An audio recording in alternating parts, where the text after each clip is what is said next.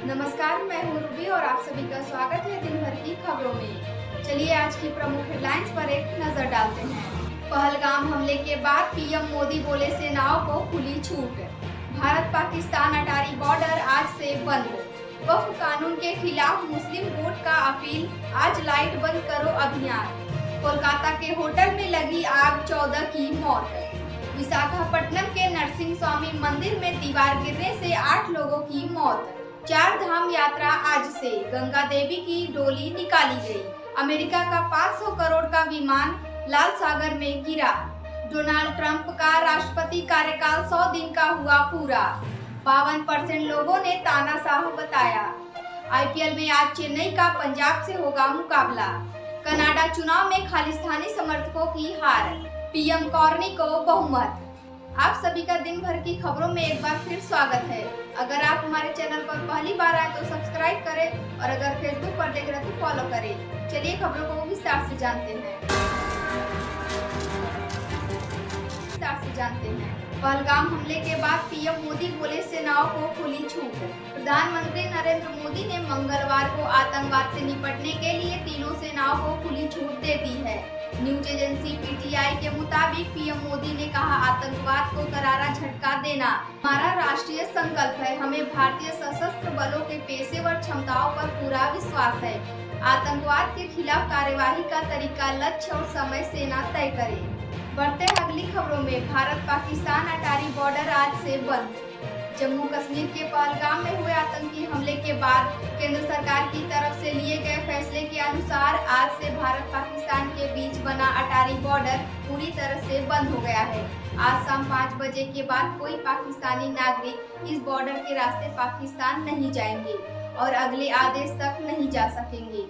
भारत से कुल कितने पाकिस्तानी अटारी के रास्ते वापस रवाना हुए, इसका कोई आधिकारिक आंकड़ा अभी तक जारी नहीं किया गया है, लेकिन जानकारी के अनुसार 24 अप्रैल से आज तक लगभग 786 पाकिस्तानी वापस गए हैं। चलिए जानते हैं अगली खबरों को। वक्फ कानून के खिलाफ मुस्लिम वोट का अपील, आज लाइट बंद करो अभियान। नए वक्फ कानून के विरोध में all India Muslim personal law board आज बुधवार को देश भर में लाइट बंद करो अभियान के तहत प्रदर्शन करेगा। इसके तहत 9 बजे से लेकर 9:15 तक लोगों को दुकान, घर और ऑफिस में लाइट ऑफ करने की अपील की है। आईएमपीएलबी ने कहा कि वह कानून अन्यायपूर्ण, अलोकतांत्रिक और इस्लामिक सिद्धांतों के खिलाफ है। यह मुस्लिम समुदाय के अधिकारों और धार्मिक संपत्तियों में सरकार की दखलंदाजी को बढ़ावा देगा। यह सिर्फ एक समुदाय का नहीं बल्कि पूरे राष्ट्र का मुद्दा है।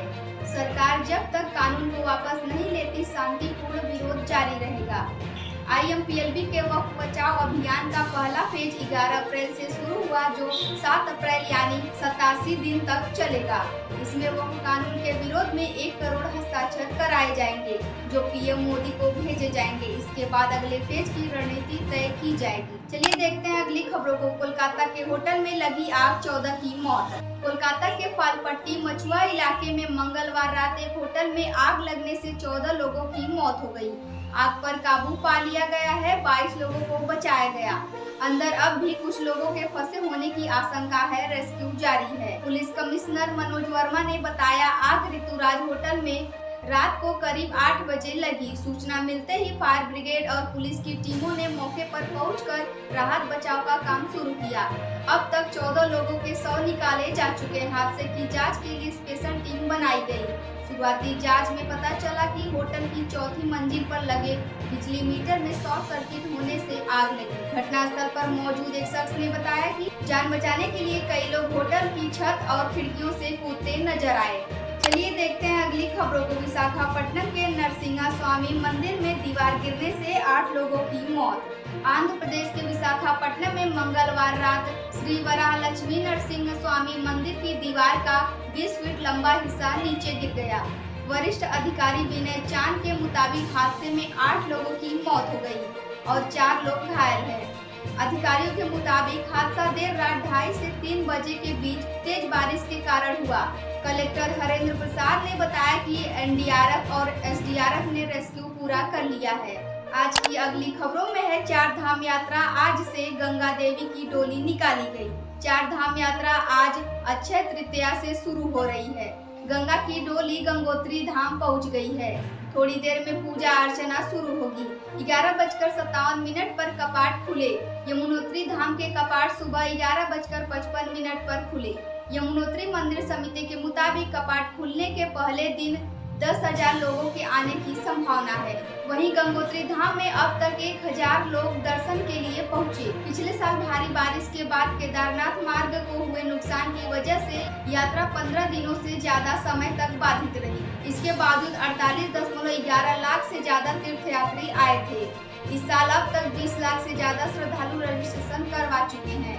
इस बार यह आंकड़ा 60 लाख से ऊपर जाने की उम्मीद है। चलिए जानते हैं अगली खबरों को। अमेरिका का 500 करोड़ का विमान लाल सागर में गिरा।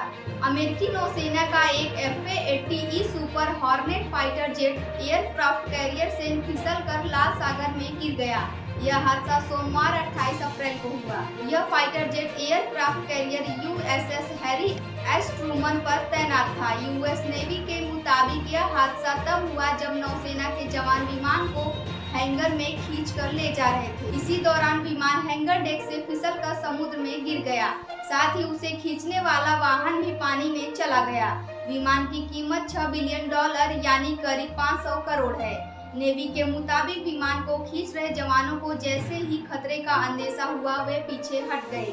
हादसे में किसी तरह का जान माल का नुकसान नहीं हुआ, लेकिन एक सैनिक को चोट आई है। चलिए देखते हैं अगली खबरों को। डोनाल्ड ट्रंप का राष्ट्रपति का 100 दिन का कार्यकाल हुआ पूरा।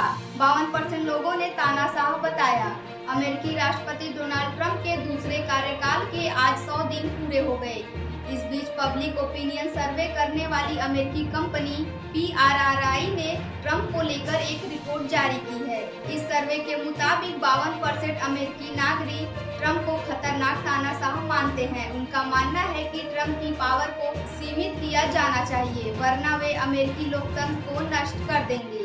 सर्वे में शामिल अमेरिकियों ने कहा, ट्रंप पर लगाम नहीं लगाई तो वे आने वाले दिनों में अमेरिका के लिए खतरनाक साबित होंगे।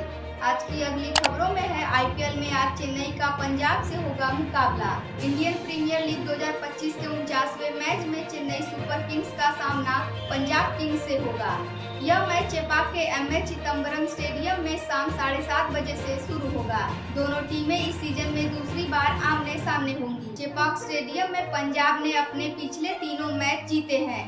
टीम ने 2023 में CSK को 4 विकेट और 2024 में 7 विकेट से मात दी थी। आज की अंतिम खबरों में कनाडा चुनाव में खालिस्तानी समर्थकों की हार, PM कार्नी को बहुमत। कनाडा में लिबरल पार्टी के मार्क कार्नी प्रधानमंत्री बने रहेंगे। कनाडा में सोमवार को हुए आम चुनावों में पार्टी की जीत हो गई है। पार्टी को 167 सीटों पर जीत हासिल हुई। हालांकि पार्टी 172 का बहुमत का आंकड़ा नहीं छू पाई है। खालिस्तान समर्थक और NDP के प्रमुख नेता जगमीत सिंह अपनी सीट हार गए हैं। नतीजे के बाद पार्टी कार्यकर्ताओं को संबोधित करते हुए जगमीत सिंह रो पड़े। आज की खबरों में इतना ही। कल फिर मिलते हैं नई देश और दुनिया की खबरों के साथ। आप सभी को शुभ संध्या।